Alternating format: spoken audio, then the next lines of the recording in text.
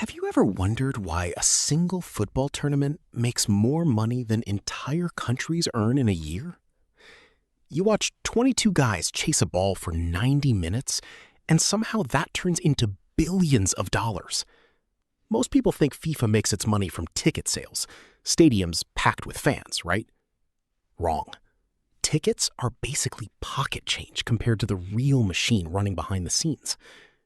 My name is Nick, and I spend way too much time thinking about money and how massive systems quietly extract billions from things we don't even realize are businesses.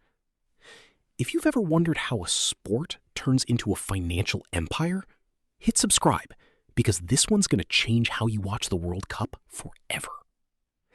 Here's the number that should blow your mind. FIFA generated over $7.5 billion from the last World Cup cycle. Not from tickets, from something most fans never think about: broadcasting rights. Think of the World Cup like a giant auction house. Every 4 years, TV networks and streaming platforms from over 200 countries fight to outbid each other for the right to show these games.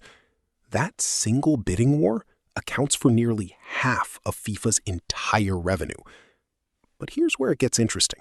Sponsorship is the second pillar. Companies aren't paying for logo space. They're paying for something far more valuable: trust by association. When Coca-Cola or Adidas slaps their name next to the World Cup, they're renting the emotional high of 1 billion people watching their country win. That emotional transfer is worth hundreds of millions per brand, per tournament. Now let's talk about the host country, because this is where the myth completely falls apart. Most people assume hosting the World Cup is a financial jackpot for that nation. It's actually the opposite. Host countries routinely spend $10 to $15 billion building stadiums, infrastructure, and security. Money FIFA doesn't touch. FIFA takes the revenue. The host takes the risk. It's like throwing the world's biggest party and being handed the bill while someone else keeps the ticket money.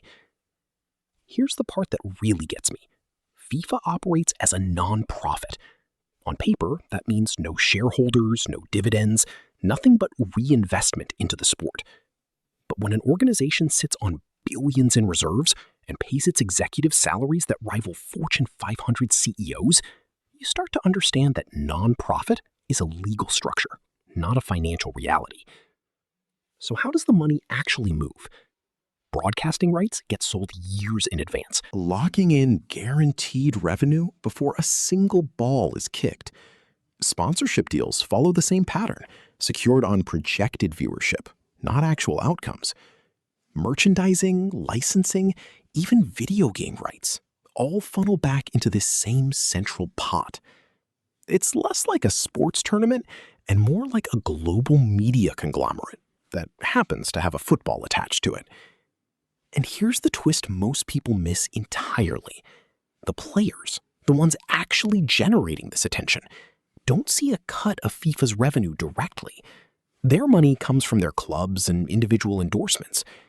FIFA's billions flow almost entirely to the organization itself and its member federations, not to the athletes creating the spectacle. This is the real business model hiding behind the beautiful game. It's not about football. It's about attention. And attention is the most valuable currency on earth. Every 4 years, FIFA doesn't sell a tournament. They sell access to the emotions of billions of people. And companies line up to pay for a piece of that feeling. So next time you're watching the final, screaming at your TV over a missed penalty, remember, somewhere in a boardroom, that emotional reaction you just had was already sold months in advance.